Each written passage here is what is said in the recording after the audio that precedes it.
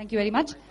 जी sir, आपसे request है कि आप प्लीज यहाँ पे बैठिए और मैं चाहती हूँ कि आप 2 शब्द कहें।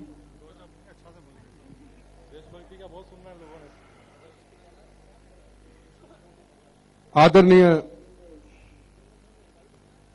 हमारे यहाँ के महापौर जी, मेरी बहन एमएलए साहब, मेरे भाई मठारू जी, संजय जी, मेरे साथ आए हुए बॉम्बे से जसविंदर काका जी और मेरे पंजाबी भाइयों बहनों और मेरे साथी,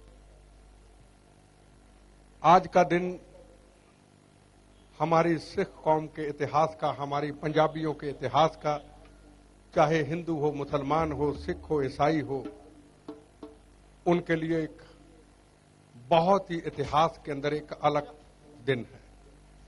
आज के दिन हमारे सिख कौम की कुर्बानियों से, हमारी पंजाबियों की कुर्बानियों से, जो हमारे गुरु महाराज गुरु गोबिंद सिंह महाराज, जिन्होंने मजलूमों की रक्षा करते हुए अपने साहबजादों की कुर्बानी दे दी, गुरु तेग बहादुर, जिनको हिंद की चादर कहा जाता था, जिन्होंने मजलूमों की रक्षा के लिए बहुत बड़ी कुर्बानियां दी। हमारे पंजाबियों का इतिहास कोई छोटा सा इतिहास नहीं है। कुर्बानियां, खून, शहादत, बहादुरी, अणख, जमीर की रक्षा करनी, हिंदुस्तान की रक्षा करनी, वो इतिहास है। दूसरी तरफ अगर देखा जाए, इस भारत को आजादी की नींव तब रखी गई थी जब जलियांवाला बाग के अंदर 13 तारीख को जनरल डायर की गोलियां हमारे पंजाबियों ने, हिंदू, मुस्लिम, सिख, ईसाइयों ने इस भारत को आजाद कराने के लिए जनरल डायर की गोलियों को सीने पे खा के, हंस हंस के इस भारत की आजादी की नींव रखी थी। और उसके बाद शहीद आजम भगत सिंह जी, जिन्होंने वहां खून की लाल मिट्टी को लेकर के हिंदुस्तान के अंदर भारत को आजाद कराने का एक आंदोलन शुरू किया था।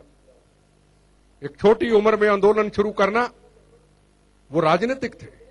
चाहे वो शहीद आजम भगत सिंह हो, चाहे वो चंद्रशेखर आजाद हो, चाहे वो शहीद आजम उधम सिंह हो, चाहे वो करतार सिंह सराबा हो, जिन्होंने 16 साल की उम्र के अंदर कनाडा से आके अंग्रेजों के खिलाफ जंग का ऐलान किया था और 16 साल की उम्र के अंदर उनको फांसी के तख्ते पर लटका दिया गया था। तभी शहीद आजम भगत सिंह जी ने करतार सिंह सराबा को अपना आदर्श मानते हुए जलियांवाला बाग की उस लाल मिट्टी, जो विसाखी के दिन कसम ली थी कि अब हमारे भाइयों ने, हिंदू, मुस्लिम, सिख, ईसाइयों ने, पंजाबियों ने जनरल डायर की गोलियों को खा के इस भारत को आजाद कराने के लिए कुर्बानी दे दी।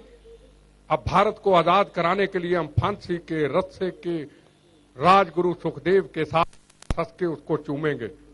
और वो बात सच हुई जब पार्लियामेंट के अंदर शहीद आजम भगत सिंह जी ने हिंदुस्तान की वो अंग्रेज हुकूमत को हिंदुस्तान की जनता को जगाने के लिए पार्लियामेंट में बम फेंका था। किसी को मारने के लिए नहीं, सिर्फ भारत की उस जनता को जगाने के लिए, अंग्रेज हुकूमत को जगाने के लिए, भारत माता जो अंग्रेजों की जंजीरों से जकड़ी हुई थी, उनको उनसे छुड़ाने के लिए जो बम फेंका था। उसके बाद लाहौर की 14 नंबर कोठरी के अंदर बंद कर दिया गया था। उस बहादुर पंजाबी के अगर किस्से सुने जाएं, 23 साल की, 16 साल की उम्र में वो कम नहीं है। जब उस बहादुर पंजाबी को उनके दोस्त मिलने आते हैं, उनको सवाल पूछते हैं, भगत सिंह तेरी शादी कब होगी? तो भगत सिंह हंस के कहता है, अगर इस गुलाम धरती के अंदर मेरी शादी होती है तो मेरी दुल्हन मेरी मौत होगी। जो शहीद हो चुके बाराती वो मेरे बाराती होंगे। वो था पंजाबी बहादुर योद्धा। और जब शहीद आजम भगत सिंह फांसी के फंदे को चूमने के लिए जाते हैं, वो बहादुर पंजाबी राजगुरु सुखदेव के साथ, तो उनकी मां उनको मिलने आती है भगत सिंह जी की आंखों में आंसू होते हैं। वो बहादुर पंजाबी मां, पंजाब की माता भगत सिंह जी को एक सवाल पूछती है, भगत सिंह जी की आंखों में आंसू, तेरे आंसू क्यों हैं? तो भगत सिंह कहने लगे, मां, ये मेरे राजगुरु सुखदेव के फांसी के चूमने के बाद वो जो 13 तारीख को विसाखी के दिन हमने जो शपथ ली थी जलियांवाला बाग के अंदर, ये भारत आजाद जरूर होगा, पर आगे एक मुझे तस्वीर नजर आती है कि ये भारत फिर राजनीति और गिर रही राजनीति के अंदर गुलाम हो जाएगा। ये भगत सिंह उस पंजाबी योद्धे ने 13 साल की उम्र में कहा था और वो सच हुआ। तो इतिहास बहुत बड़ा है पंजाबियों का, और खास तौर पे मैं पंजाब से जो बाहर पंजाब, उनको देख करके मेरा सिर झुकता है, फक्र से झुकता है।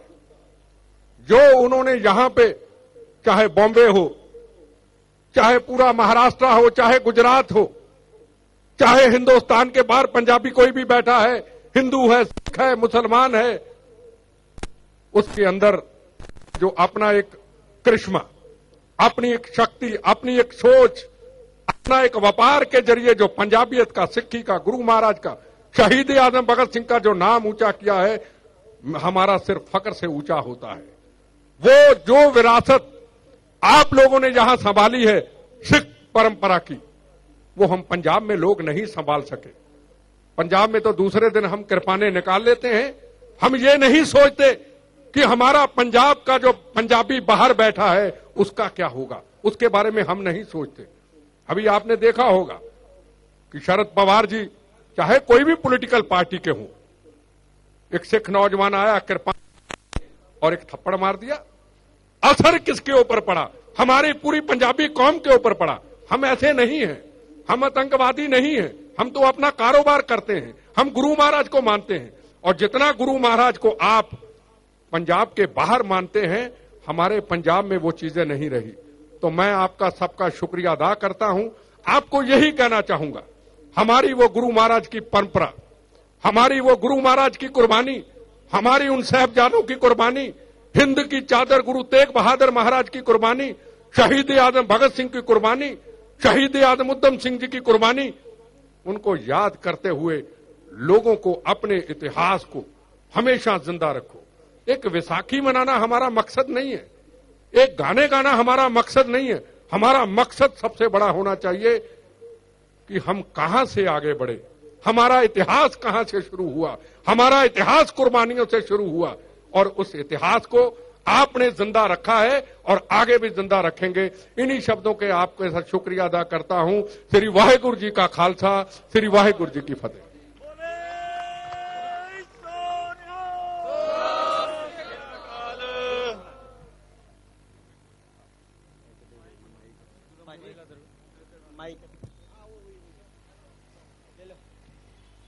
बहुत ही सच कहा सर आपने। हम पंजाबियों का इतिहास वाकई बहुत लंबा है। जी, मैं मंच से कुछ लोगों को